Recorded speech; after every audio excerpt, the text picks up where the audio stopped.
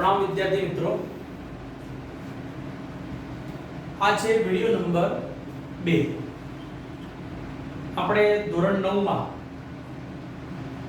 નાગરિક વિભાગમાં પાઠ જોઈ રહ્યા હતા, પાઠ નંબર 8, જેનું નામ હતું ભારતના રાજ્ય બંધારણનું ઘડતર અને તેના લક્ષણો। વિદ્યાર્થી મિત્રો, આપણે પહેલી વિડિયોની અંદર ભારતનું બંધારણ કઈ રીતે ઘડવામાં આવ્યું, ભારતના બંધારણનું મહત્વ શું છે તેના વિશેની આપણે માહિતી લીધી। હવે આપણે વિદ્યાર્થી મિત્રો આ વિડિયોમાં આગળની સમજૂતી લઈશું, પરંતુ આની આગળની વિડિયોનો થોડો ભાગ જે મોડ ઉપર આવી શક્યો ન હતો એટલા માટે એ ભાગ અહીંયા લીધેલો છે। જેમ કે આપણા ભારતના બંધારણને જ્યારે અમલમાં આવ્યું, મતલબ કે 26મી જાન્યુઆરી 1950 ના રોજ જ્યારે આપણો ભારતનું બંધારણ અમલમાં આવ્યું, ત્યારે આપણા ભારતના બંધારણની સાથે સાથે દર વર્ષે 26મી જાન્યુઆરીને પ્રજાસત્તાક દિવસ તરીકે ઉજવવામાં આવે છે। પણ એની સાથે સાથે બીજી કેટલીક વસ્તુઓ પણ નક્કી કરવામાં આવી હતી, અને એમાંની એક છે કે આપણા ભારતનું જે રાષ્ટ્ર ચિહ્ન છે તે રાષ્ટ્ર ચિહ્નમાં 4 સિંહની આકૃતિ નક્કી કરવામાં આવી। વિદ્યાર્થી મિત્રો, 4 સિંહની આકૃતિ તમે જોઈ હશે જ, આપણી પાઠ્ય પુસ્તકમાં પણ આ 4 સિંહની આકૃતિ જો કદાચ હોય તો બતાવો। આની અંદર નથી। 4 સિંહની આકૃતિ માટે 1 રૂપિયાનો તમે કોઈન લેશો તો એની પાછળના ભાગમાં તમને જોવા મળશે। આ રીતે 2 અને આમ આજુબાજુમાં 2, આમ 4 સિંહની આકૃતિ છે। 4 સિંહની આકૃતિની નીચે અશોક ચક્ર છે। શું છે વિદ્યાર્થી મિત્રો? અશોક ચક્ર। અશોક ચક્રમાં 24 આરા છે। કેટલા આરા? 24 આરા। 24 આરા એટલે આમ લાઈન તમે ગણશો તો કેટલી લાઈન છે? 24 લાઈન। અને એ જે 24 લાઈન છે એની નીચે આપણો રાષ્ટ્રનો જે સૂત્ર છે એ છે સત્યમેવ જયતે। એ સત્યમેવ જયતે લખેલું છે। સત્યમેવ જયતેનો મતલબ થાય છે સત્યની હંમેશા જીત થાય છે, સત્યની હંમેશા જય જયકાર થાય છે, અને એના માટે વપરાયેલો શબ્દ છે સત્યમેવ જયતે। તો સત્યમેવ જયતે તમને જોવા મળશે। એ સત્યમેવ જયતે જે લખ્યું છે, અશોક ચક્ર છે। અશોક ચક્રની ફરતે એક બાજુ તમને ઘોડો જોવા મળશે। આપણો દેશ સતત ગતિમાં પ્રગતિ કરતો રહે, વિકાસ કરતો રહે, એના માટે ઘોડાનું ચિહ્ન। એક ચિહ્ન હશે બળદનું ચિહ્ન। આપણો દેશ ખેતી પ્રધાન છે એટલા માટે બળદનું ચિહ્ન। અને ત્રીજું ચિત્ર છે હાથીનું ચિત્ર। હાથી શક્તિશાળી હોય છે, એટલે શક્તિશાળી નું પ્રતીક કે આપણો દેશ પણ એક શક્તિશાળી છે। હાથી ઉપરથી વિદ્યાર્થી મિત્રો મને યાદ આવ્યું કે કેરળની જે ઘટના તમે કદાચ વાંચી હોય, મેં સ્ટેટસ ઉપર 2-4 દિવસ મૂકી હતી કે કેરળની અંદર તમે કદાચ જોયું હશે કે કેટલાક લોકોએ અનાનસ જે આવે છે એની અંદર બારૂદ ભરી, એટલે કે વિસ્ફોટક પદાર્થ, બોમ્બ ગણો કાં તો એના જે દારૂખાનું આવે એ ભરી અને હાથીને ખવડાવી દેવામાં આવે છે। જ્યારે હાથી એ ખાય છે તેના શરીરમાં એ બારૂદના કારણે એટલી બધી જલન થાય છે કે એ ઠંડક માટે નદીમાં જાય છે।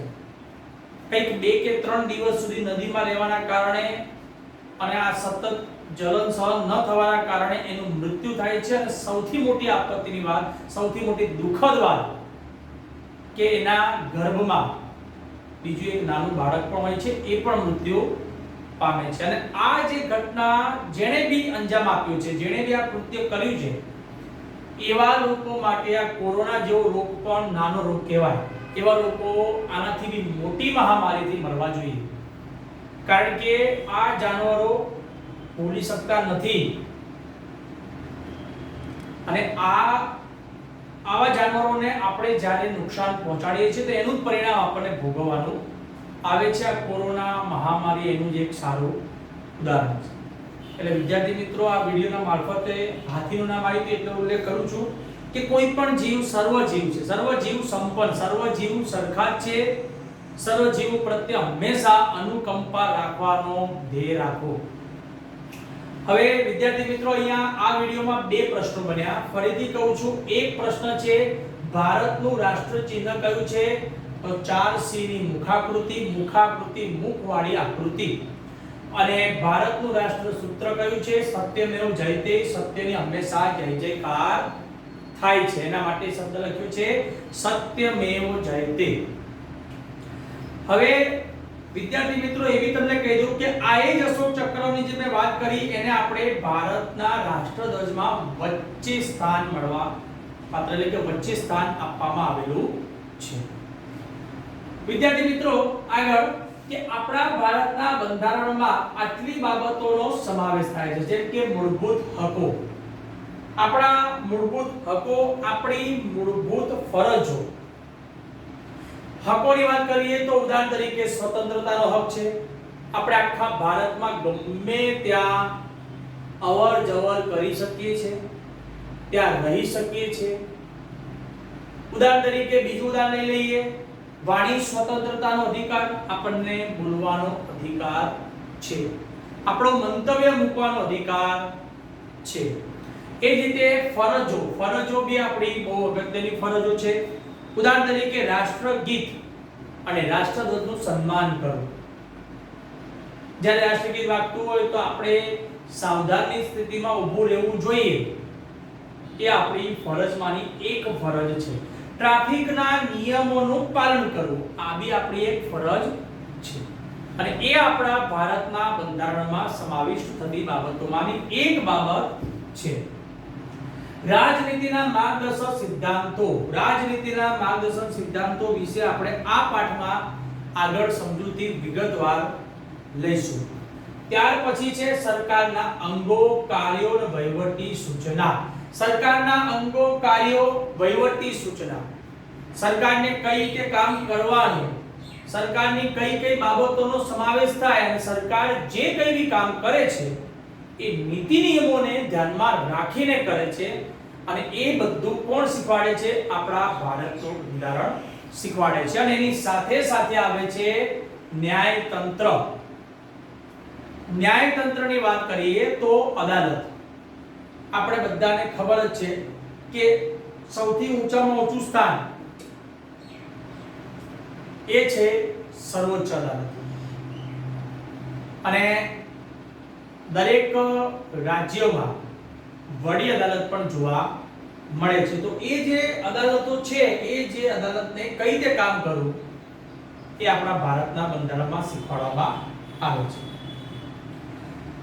એટલા માટે કહેવાય છે કે ભારતનું બંધારણ આખા વિશ્વમાં સૌથી મોટું, વિસ્તૃત એટલે કે ફેલાયેલું છે. એટલે ઘણું બધું છે એમાં.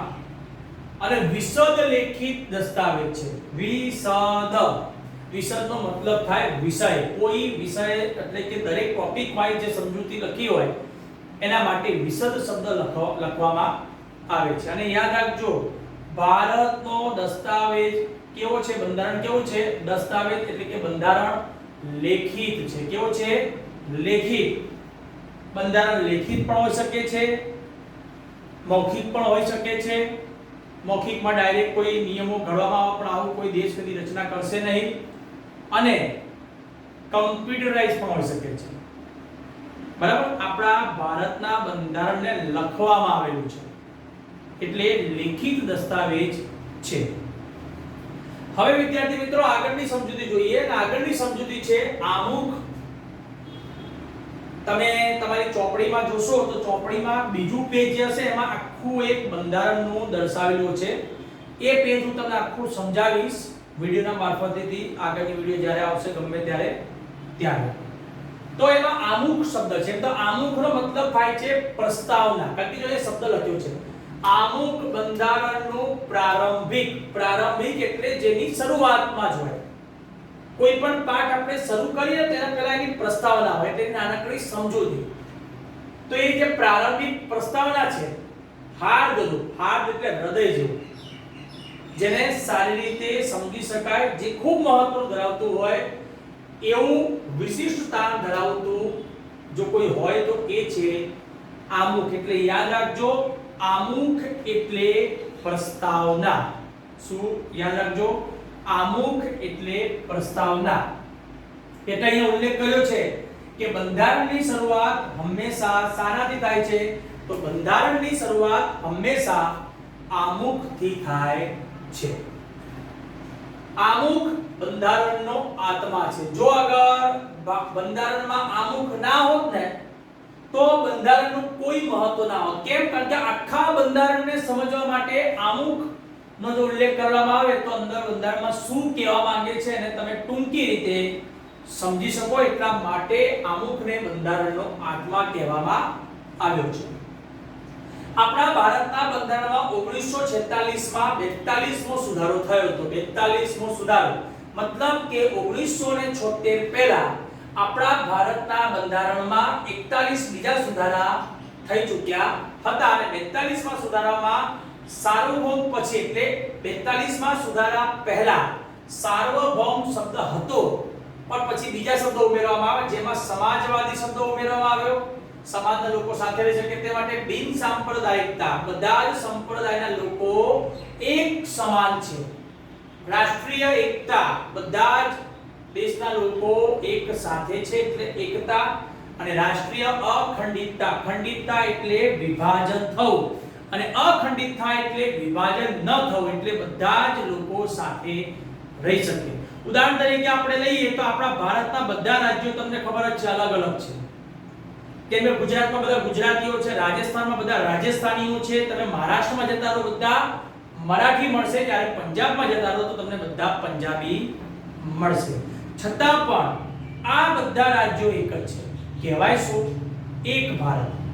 એવું કહેવાય છે પંજાબ અલગ ભારત છે અથવા ગુજરાત અલગ ભારત છે? ના. કેમ નહીં? કારણ કે ભારતમાં અખંડિતતા શબ્દ વાપરવામાં આવે છે. ખંડિતતા એટલે વિભાજન, પણ અખંડિતતા એટલે બધા જ રાજ્યો એકબીજા સાથે જોડાયેલા હોય તો કયો શબ્દ વાપરવામાં આવે છે? ખંડિતતા શબ્દ વાપરવામાં આવે છે. આમુખ બંધારણના ઉદ્દેશો થકી કલ્યાણ રાજ્ય સ્થાપવાની ભાવના વ્યક્ત કરે છે. એટલે આમુખનો મુખ્ય ઉદ્દેશ શું? આમુખનો મુખ્ય ઉદ્દેશ શું? તો આમુખનો મુખ્ય ઉદ્દેશ છે કલ્યાણ રાજ્ય. કલ્યાણ રાજ એટલે કે આપણા દેશમાં જે પણ શાસન થાય, જે પણ સરકાર આવે, જે કોઈ પણ શાસન ચલાવે છે, કાયદા ઘડે છે કે કંઈ પણ કરે છે, એમાં બધાનું જ કલ્યાણ થવું જોઈએ અને એટલા માટે શબ્દ વાપરવામાં આવ્યો છે કલ્યાણ રાજ. એટલે આપણા બંધારણનો મુખ્ય ઉદ્દેશ થકી એક ઉદ્દેશ કયો છે? કલ્યાણ રાજ. આપણા આમુખનું મહત્વ શું? તો આપણે આમુખના મહત્વ વિશેની સમજૂતી લઈએ. તો કોઈ પણ કાયદા જ્યારે ઘડવામાં આવે છે તેને પૂરી રીતે સમજવામાં, તેના અર્થઘટન માટે માર્ગદર્શન મળે છે. કાયદો તો ઘડાઈ ગયો, આપણે બધાને ખબર જ છે કે કાયદો ક્યાં ઘડાય છે? સંસદમાં. કાયદો ઘડાઈ તો ગયો, પણ એ કાયદો શાને લગતો છે? એ કાયદામાં શાને લગતી માહિતી છે. આપણે એ કાયદાની માહિતી સમજવી હોય તો એને સંપૂર્ણ રીતે સમજવામાં અર્થઘટન, એનામાં નાનામાં નાની બાબતોને પણ સમજવી એટલે અર્થઘટન શબ્દ લખ્યો છે. તો એ ક્યારે સમજી શકાય? જો આમુખ હશે તો. એટલે યાદ રાખજો કે કોઈ બી કાયદાના ઘડતરમાં તે કાયદાને પૂરી રીતે સમજવામાં, તેના અર્થઘટનમાં આમુખ મહત્વની ભૂમિકા ભજવે છે. ત્યાર પછી બીજો શબ્દ છે કે કોઈ પણ કાયદાનો હેતુ શું છે. ઉદાહરણ તરીકે હમણાં એક કાયદો બન્યો હતો, એક ઉદાહરણ તરીકે લઉં છું કે કલમ હતી 370 ની કલમ. પછી એના રીતે બીજું એક ઉદાહરણ લઈ લઈએ આપણે, fast track court. Fast track court તમે શબ્દ સાંભળ્યો હશે કે જે નિર્ણય પહેલા ધીમી રીતે લેવાતા હતા એ નિર્ણય ઝડપથી લેવાય તે માટે ફાસ્ટ ટ્રેક કોર્ટ છે. હવે ફાસ્ટ ટ્રેક કોર્ટનો કાયદો શું છે એ બધું આપણને ખબર ના હોય તો જો એને અગર સમજવું હોય એક એક્ઝામ્પલ તરીકે, તો એ ફાસ્ટ ટ્રેક કોર્ટનો મુખ્ય હેતુ શું?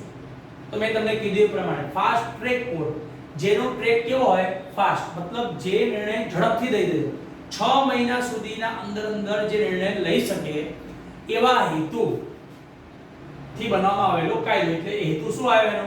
ઝડપથી નિર્ણય લેવો. તો કોઈ પણ કાયદો ઘડવામાં આવ્યો તેનો મુખ્ય હેતુ શું હતો? અગર એના સમજાય તો ક્યાંથી સમજ પડશે આપણને? આમુખમાંથી સમજી શકાશે. હજુ બીજા કેટલાક પોઈન્ટ રહી ચૂક્યા. પછી બીજો હતો આદર્શ. આદર્શ અને સંસદની નીતિ, મતલબ સંસદે અગર કાયદો ઘડ્યો છે તો એને સરકારી કાયદા ઘડવા પાછળની નીતિ શું, કેમ ઘડવામાં આવે? હવે એ સમજવા માટે આપણને શાની જરૂર પડશે? તો આમુખની જરૂર પડશે. એટલે શબ્દ લખ્યો છે આમુખ બંધારણનો અર્ક છે. આમ તો અર્ક એટલે થાય રસ. આપણે જેમ કેરીનો રસ પીએ છે ને, લીમડાનો રસ, કેરીનો રસ, એ રસ. આમુખ બંધારણનો અર્ક છે, મતલબ બહુ જ મહત્વનો ભાગ છે. પણ અર્ક એટલે રસ થાય એમ તો, એટલે એના પરથી એ શબ્દ લખ્યો છે કે આમુખ બંધારણનો મહત્વનો ભાગ. એટલે કે આમ કહીએ કે જેમ કોઈ પણ રોગ મટાડવા માટે કોઈ લીમડાનો રસ હોય કે કોઈ બી વસ્તુને આપણે લઈએ તો એનાથી આપણા શરીરના બધા રોગો દૂર થાય, એમ કોઈ પણ કાયદાને સમજવા માટે જો આપણે આમુખને સમજી લઈએ તેની સંપૂર્ણ માહિતી આપણને મળી શકે છે. એટલા માટે અર્ક શબ્દ વાપરવામાં આવ્યો છે. કોઈ કાયદો ધારો કે બન્યો અને અસ્પષ્ટ હોય, એમાં વિસંવાદિતતા હોય, મતલબ આપણે એનો સંવાદ સમજી ના શકતા હોઈએ, આપણે એના શબ્દોને સ્પષ્ટ રીતે સમજી ન શકતા હોઈએ, ત્યારે આપણને સમજવામાં કોણ ઉપયોગી બને છે? આમુખ ઉપયોગી બને છે. ત્યાર પછી વિદ્યાર્થી મિત્રો, આમુખ બંધારણની જોગવાઈઓને સમજવામાં હોકાયંત્રની ગરજ સારે છે. મતલબ જેમ હોકાયંત્ર શું કરે? જ્યારે વિમાન જતું હોય અથવા દરિયામાં જહાજ જતું હોય તો આપણે કઈ દિશામાં જઈ રહ્યા છીએ કોણ બતાવશે? હોકાયંત્ર. એટલે સાચી દિશા બતાવે. એ જ રીતે આમુખ પણ હોકાયંત્ર જેવું જ છે, સાચી દિશા બતાવવાનું કામ કરે છે. એટલા માટે એ શબ્દ લખ્યો છે હોકાયંત્રની ગરજ સારે છે. આ આમુખ રાષ્ટ્રીય એકતા એટલે દેશના બધા લોકો સાથે રહી શકે, અખંડિતતા દેશના કદી ભાગલા ન પડે, નાગરિકો વચ્ચે બંધુત્વ, હિન્દુ મુસલમાન બધા વચ્ચે બંધુત્વ, ભાઈચારો રહે, આ બધી ભાવના અને આદર્શોનો સમાવેશ આપણા આમુખમાં થાય છે. એટલે લખ્યું છે કે આમુખને ઉચ્ચ આદર્શો અને ધ્યેયનું પીઠબળ છે. મતલબ આમુખનો મુખ્ય ધ્યેય શું? ઉચ્ચ આદર્શ છે. મતલબ લોકોના આદર્શો પૂર્ણ, મતલબ સારામાં સારી જે બાબતો છે, જે સારા ગુણો છે એ લોકો સુધી પહોંચે, લોકોની જરૂરિયાતો પૂરી કરી શકાય, લોકો કાયદાને સમજી શકે, સરકારના નીતિ નિયમોને સમજે કે જો સરકાર કોઈ પણ પ્રકારનો અત્યાચાર કરે છે તેની સામે લડી શકે. બધી બાબતો સમજવા માટે આમુખ ખૂબ મહત્વની ભૂમિકા ભજવે છે. એટલે આમુખ વાળો પોઈન્ટ બહુ અગત્યનો છે. તો વિદ્યાર્થી મિત્રો, આ વિડિયોની અંદર જેટલા પ્રશ્નો બને છે હું એકવાર તમને રિપીટ કરી દઉં. પહેલો પ્રશ્ન છે ભારતમાં રાષ્ટ્રચિહ્ન તરીકે કોનો સમાવેશ થાય છે? બીજો પ્રશ્ન છે ભારતનું બંધારણમાં રાષ્ટ્રસૂત્ર તરીકે કોને ઘોષિત કરવામાં આવેલું છે? ત્યાર પછી ત્રીજો પ્રશ્ન છે ભારતના બંધારણમાં કઈ બાબતોનો સમાવેશ કરવામાં આવેલો છે? ચોથો પ્રશ્ન છે ભારતનું બંધારણ કેવું બંધારણ છે? તો ભારતનું બંધારણ વિશ્વમાં કેવું બંધારણ છે? તો એના વિશે લખવાનું. ત્યાર પછીનો જે પ્રશ્ન બને છે એ પ્રશ્ન તમારે લખવાનો છે આ બંધારણની શરૂઆત શાનાથી થાય છે? તો આમુખથી થાય છે. ત્યાર પછી બંધારણનો આત્મા કોને કહેવાય છે? તો આમુખને. ત્યાર પછીનો પ્રશ્ન છે બંધારણના 42મા સુધારામાં કઈ બાબતોનો સમાવેશ થયો? આ બાબતોનો સમાવેશ થયો તે લખવાનું છે. ત્યાર પછીનો પ્રશ્ન છે આ પ્રશ્ન, આમુખ બંધારણની જોગવાઈને સમજવા માટે શાની ગરજ સારે છે? તો હોકાયંત્રની ગરજ સારે છે. બસ વિદ્યાર્થી મિત્રો, આ વિડિયોમાં આટલા પ્રશ્નો થાય છે, તમારે આટલા પ્રશ્નો લખવાના છે. આ બે વિડિયો આ અઠવાડિયા પૂરતી છે. એના પછીના અઠવાડિયામાં બીજી બે વિડિયો મુકાશે જેની તમારે સંપૂર્ણ તૈયારી કરવાની છે. એટલે વિદ્યાર્થી મિત્રો, સારી રીતે કદાચ કોઈ પ્રશ્નમાં ખબર ના પડે, કોઈ પોઈન્ટમાં ખબર ના પડે તો પૂછી લેવા વિનંતી. આભાર, પ્રણામ.